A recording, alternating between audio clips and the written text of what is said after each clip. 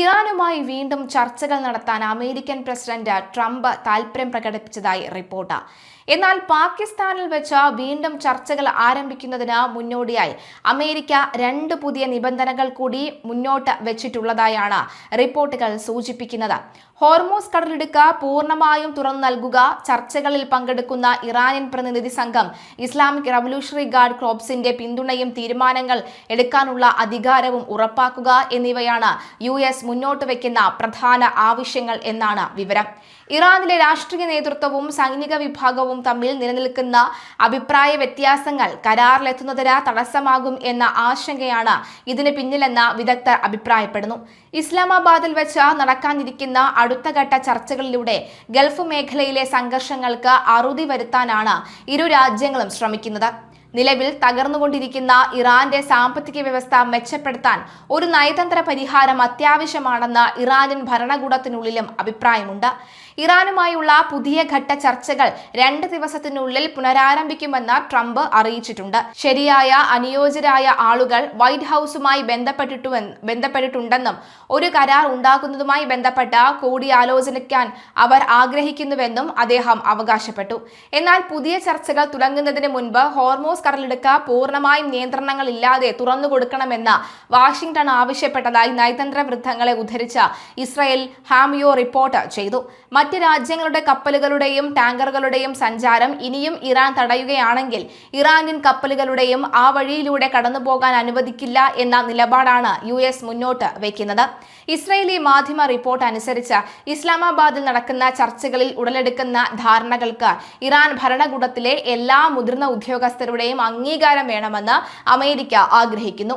അതുകൊണ്ട് തന്നെ ചർച്ചകൾക്ക് വരുന്ന ഇറാനിയൻ പ്രതിനിധി സംഘത്തിന് ഏതൊരു കരാറും അന്തിമമാക്കാൻ ഇസ്ലാമിക് റവല്യൂഷണറി ഗാർഡ് കോർപ്സിന്റെ നിന്നുള്ള പൂർണ്ണമായ പിന്തുണയും തീരുമാനവും എടുക്കാനുള്ള അധികാരവും ഉണ്ടായിരിക്കണം എന്നതാണ് രണ്ടാമത്തെ നിബന്ധന.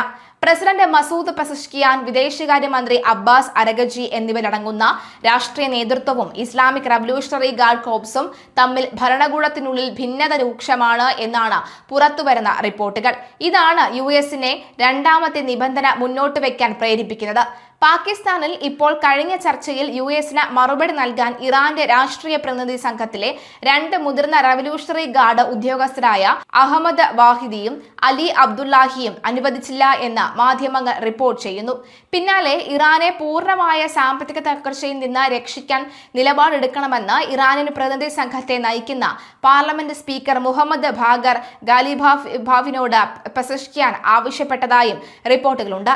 ഇക്കാരണങ്ങളാൽ തന്നെ കരാറിലെത്താൻ അധികാരമുള്ള ഒരു രാഷ്ട്രീയ സംഘം വന്നാൽ മാത്രമേ തങ്ങൾ ചർച്ചകളിലേക്ക് മടങ്ങുകയുള്ളൂ എന്ന നിലപാടിലാണ് US-ഉം ഇറാനും തമ്മിലുള്ള സംഘർഷം പരിഹരിക്കാൻ കഴിഞ്ഞ വാരാന്ത്യത്തിൽ പാകിസ്ഥാന്റെ തലസ്ഥാനത്ത് നടന്ന കൂടിക്കാഴ്ചയിൽ കാര്യമായ പുരോഗതി ഉണ്ടായിരുന്നില്ല.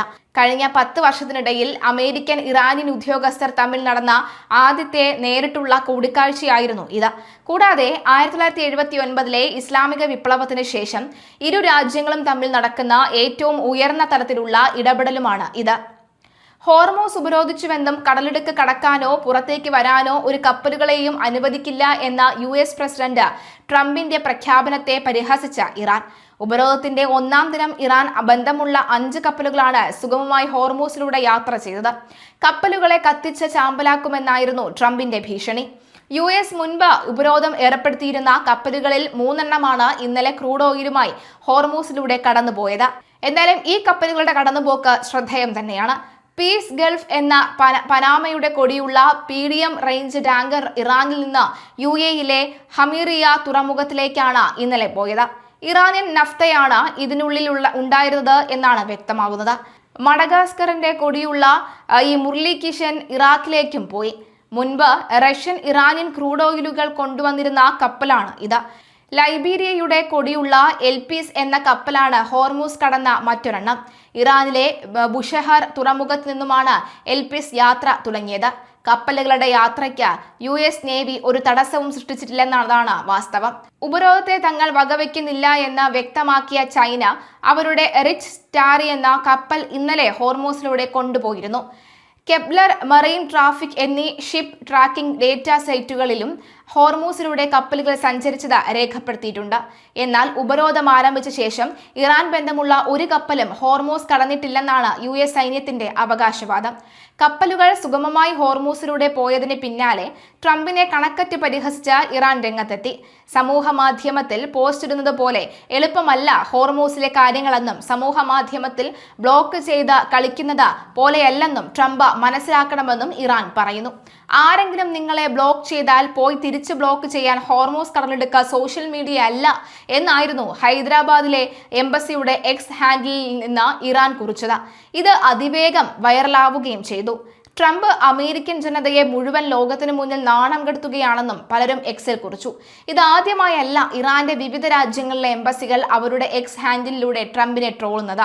ഇസ്ലാമാബാദിൽ നടന്ന ആദ്യ സമാധാന ചർച്ച പരാജയപ്പെട്ടതിന് പിന്നാലെയായിരുന്നു സമൂഹ മാധ്യമങ്ങളിൽ ഹോർമൂസ് US ഉപരോധിക്കുകയാണ് എന്ന് ട്രംപ് പ്രഖ്യാപിച്ചത്. പിന്നാലെ 15 യുദ്ധക്കപ്പലുകളും ഈ F-35 ഉൾപ്പെടെയുള്ള വിമാനങ്ങളും പ്രദേശത്തേക്ക് US സൈന്യം വിന്യസിക്കുകയും ചെയ്തു. ഇതൊക്കെ വകവെക്കാതെയാണ് ഹോർമൂസിലൂടെ ഇറാനിലേക്കും തിരിച്ചും കപ്പലുകളുടെ സഞ്ചാരം.